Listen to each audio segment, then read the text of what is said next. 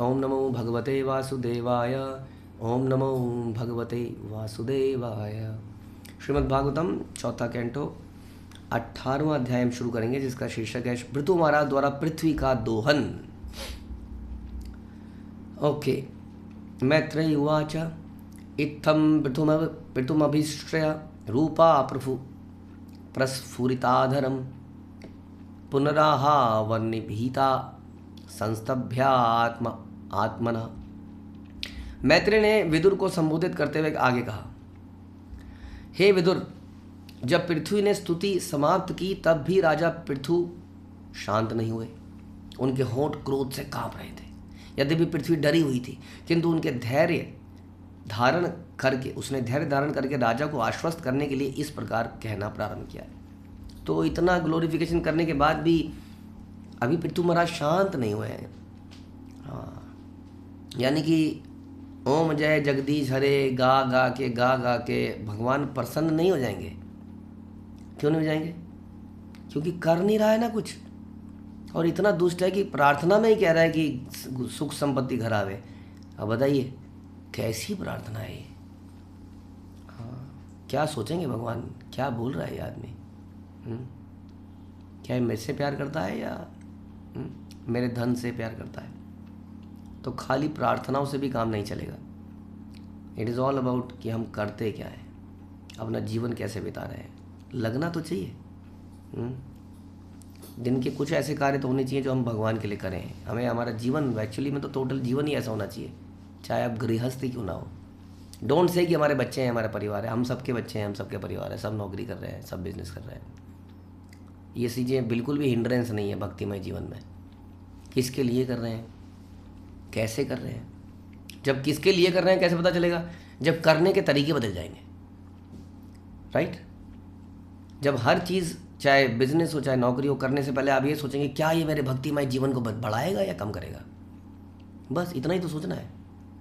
और इतना सोचेंगे तो आप फिर जो मर्जी करिए जीवन में, चाहे किसान बनिए, चाहे व्यापारी बनिए, चाहे क्षत्रिय बनिए, चाहे ब्राह्मण बनिए, does not matter what matters is her action से करने से पहले क्या हम इस बात को सोचते हैं, क्या ये भक्तों को आनंद देगा, गुरु को आनंद देगा, या मुझे आनंद देगा? तो इस प्रकार से सोचिए। तो ये ना सोचते हुए प्रार्थनाएं करते रहें, रट लें श्लोका को। कई लोग कहते हैं हमें गीता के 700 श्लोक रटे हुए हैं, हमें भागवतम की गजेंद्र मोक्ष रटा हुआ है, सवेरे सवेरे रोज गजेंद्र मोक्ष बोलते हैं। इस प्रकार रटने से नहीं करेगा। ये प्रार्थनाएं हैं। प्रार्थनाएं जब हम करते हैं तो हम एक्चुअली में उन पे कार्यान्वय, मतलब उसको इम्प्लीमेंट भी करते हैं, उनको अपने जीवन में भी लेके आते हैं। इसीलिए राजा पृथु कह रहे हैं, क्या बोल रही हो तुम, बोले जा रही हो, बताओ पर दो ना, जो तुम्हें देना चाहिए था वो तुम दे नहीं रही हो।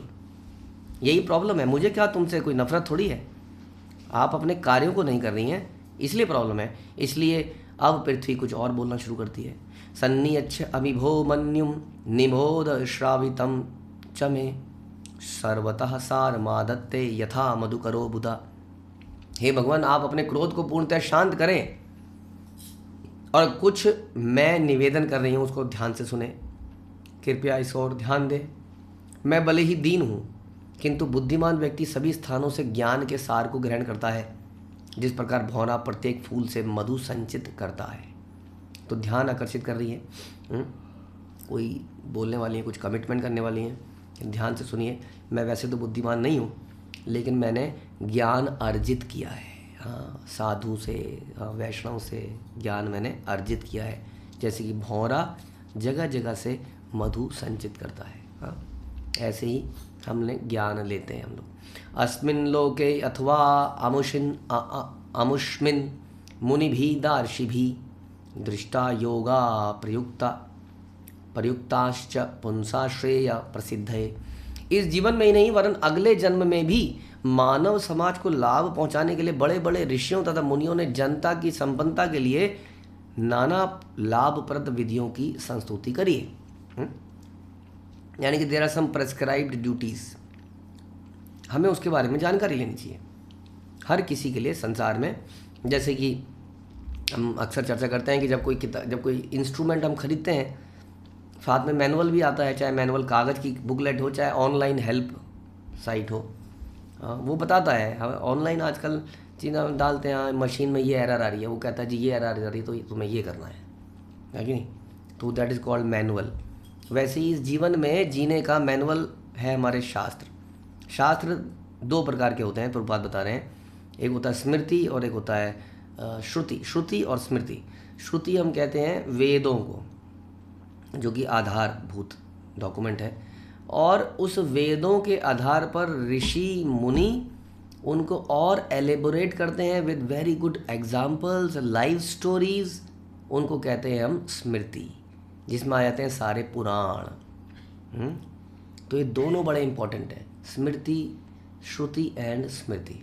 इसलिए कहते हैं, भक्ति सिद्धांत स्मृति कहते हैं, श्रुति स्मृति पुराण आदि पंचरात्रिक विधि बिना, कोई इन विधियों के ना माने जो व्यक्ति, जो इन सारी श्रुति स्मृति इन चीज़ों को कुछ ना माने, एकांतिका हरेर भक्ति उत्पादेव कल्पते, और इन अपने मनमर्जी से कुछ भक्ति करने लग जाए, जैसे कि आजकल हो रहा है, कोई लाल किताब, कोई पीली किताब, कोई ये किताब, कोई बोलता है कुंजी किताब, हाँ कोई कह रहे हैं कि सवेरे सवेरे उठिए लाल मुर्गा देखिए, वो लाल मुर्गे को लाल चटनी खिलाइए, बड़े फेमस। अरे क्या, एक ऐसी वीडियो निकाल दीजिए आप अभी यूट्यूब में, देखिए उसके क्या व्यूज़ होंगे।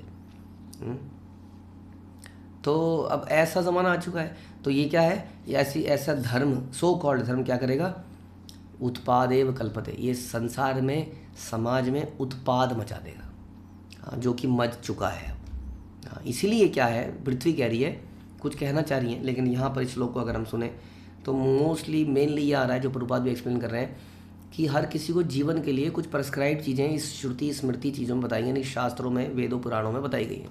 आदमी को जीवन उसके अनुसार जीना चाहिए और उसको समझना उसकी जिम्मेदारी है। हाँ, ये जिम्मेदारी सरकार की जिम्मेदारी नहीं है कि वो धारा 302 बताएं सबको, देखो जी मर्डर करोगे तो ये धारा लग जाएगी।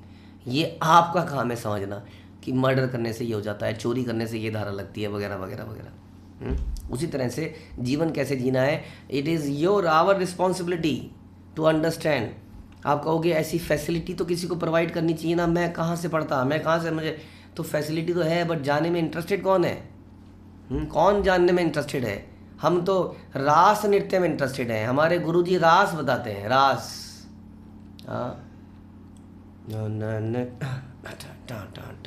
डांडिया, डांडिया में दूसरे रास चालू जाते हैं, राइट।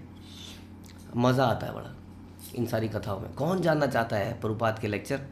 जन्म मृत्यु का एक ही बात बताते रहते हैं, आत्मा आत्मा आत्मा, भूत प्रेत, हाँ कुछ रसीली, कुछ रस टपका ही है, रस नहीं है, वो लस्टी आदमी है, भोगी आदमी है, वो रस मांग रहा है वो।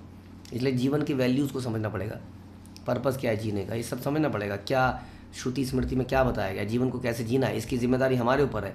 मौका है, समाज में ऐसे गुरु मिल रहे हैं, लेकिन हम सुनने में इंटरेस्टेड नहीं है, क्योंकि हम कुछ और सुनना चाहते हैं। इसी प्रकार से क्या होगा, संसार में बिल्कुल क्या हो जाएगा, अराजकता फैल जाएगी, जिसका एग्जाम्पल प्रभुपाद बता रहे हैं। फॉर एग्जाम्पल मनुस्मृति का एग्जाम्पल ले रहे हैं। मनुस्मृति में कहा गया कि स्त्री को स्वतंत्रता नहीं देनी चाहिए। अब ये सेंटेंस सुनते ही कई माताएं खड़ी हो गई होंगी, बंद करो इस आदमी के चैनल को, इसको बंद करो, क्या बकवास करने वाला है। बिना सोचे बिना समझे लोग कहते हैं कि हमारे वेद पुराण में स्त्रियों को दुत्कारा गया, स्त्रियों को नीचा दिखाया, हम आज बदला लेंगे, हम आज कंधे से कंधा मिलाएंगे। पहली बात तो 6 फुट का 5 फुट के साथ कंधा कभी मिल नहीं सकता है। अच्छा गलत बोल दिया, 5 फुट का 4 फुट के साथ नहीं मिल सकता है, समझिए इस बात को। This is practical, what we are talking is practical. और कंधे से कंधा अगर मिलाया तो थोड़ा सा जर्क आ सकता है, क्योंकि एक कंधा थोड़ा मजबूत है। हम ये नहीं कह रहे बेटर है, सांड का कंधा मंजूर है तो सांड is not that better than guy, right.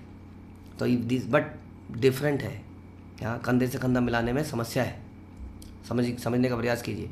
Physically it is different body, that body is totally different. हम कई बार चर्चा करते हैं, माता का शरीर इनसाइड इतना कॉम्प्लिकेटेड है, कितनी बीमारियां हो जाती हैं माता को जो प्रभु को नहीं होती हैं, क्योंकि उनके शरीर के अंदर प्रजनन की सारे यंत्र संत्र सब कुछ अंदर फिट कर रखा है भगवान ने, पता नहीं क्या क्या फिट करा हुआ है। वेरी डिफरेंट बॉडी, इसलिए उसको इक्वली क्या, it has to be protected. Sophisticated machine को ज़्यादा प्रोटेक्शन की आवश्यकता है। रफ मशीन मेल बॉडी, हाँ हम तो अपने आप को यही कह रहे हैं, रफ मशीन इतनी उपयोगी मशीन नहीं है मेल बॉडी।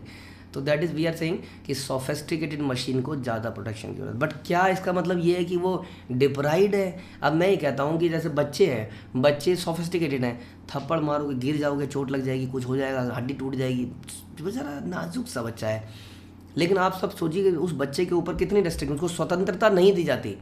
कहाँ गए थे पूछ के जाना, जहाँ जाओगे हाथ पकड़ के जाना, किसी बड़े के साथ अकेले मत जाना, कितनी रेस्ट्रिक्शंस है यहाँ। इसलिए बता रहे हैं कि माता के लिए भी ऐसे बताया गया कि उसे पिता, पति या पुत्र के संरक्षण में रहना चाहिए। जस्ट एन एग्जाम्पल दे रहे हैं प्रभुपाद कि कैसे स्मृति को इंपॉर्टेंट है हमारे जीवन में, और उसको ना मानने से क्या होता है। अब अगर ये बोला जाए, अगर आपसे पूछा जाए कि आपके जीवन काल में बेस्ट समय कौन सा था, तो 99% लोग ये कहेंगे मेरा बचपन बेस्ट था, बचपन लौटा दीजिए किसी तरह से, अनलेस कि कोई बचपन में किसी को कुछ हो गया, दैट इज सेपरेट थिंग। जबकि उस समय हमारे ऊपर बहुत ज़्यादा रिस्ट्रिक्शन थी, हम कहीं अकेले जा नहीं सकते थे, फिर भी हम आनंदमय वन। क्यों?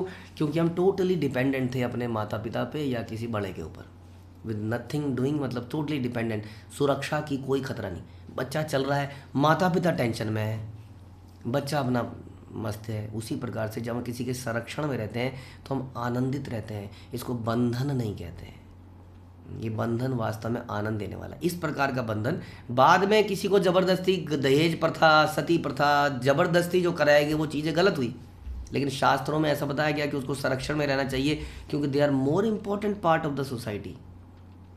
लेकिन धीरे धीरे इसको देखकर, इसको ना समझकर, इन इंस्ट्रक्शन को ना मानकर स्वतंत्रता मिली। उससे क्या हुआ? क्योंकि बॉडी इज़ डिफरेंट, बड़ी कोमल थी, फ्रेजाइल थी, उसका मिसयूज़ किया गया, जो कि आजकल के समाज में, दैट इज़ व्हाट शिला भक्ति सिद्धांत सरस्वती थिंग कि उत्पादे व एक कल्पते। इसलिए हम सबको क्या करना है, पृथ्वी यही बता रही है कि सबको जीवन में वो करना चाहिए जो शास्त्रों में बताया गया, जीवन में उससे उसको आनंद रहेगा। हाँ, लेकिन प्रभुपाद एक और इम्पॉर्टेंट चीज़ बता रहे हैं, अगर हम थोड़ा सा और बढ़ाएं आज, कि श्लोक में 2 इंपॉर्टेंट वर्ड आए, अस्मिन और अमुष्मिन,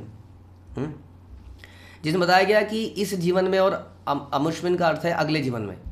प्रभुपाद बता रहे हैं दुर्भाग्यवश इस युग में बड़े बड़े प्रोफेसर, विद्वान कहते हैं अगला जीवन है ही नहीं, और बड़े दुर्भाग्य की बात है हम ऐसे स्कूलों में अपने बच्चों को उनका गला कटवाने के लिए भेजते हैं। इसलिए प्रभुपाद कहते हैं स्लॉटर हाउस, जहाँ पर टीचर इस बात को बिलीव नहीं करता है कि अगला जीवन है। मूर्ख टीचर, धूर्त, अंधा किसी को लीड करेगा, गाइड करेगा तो कहाँ खड्डे में गिराएगा।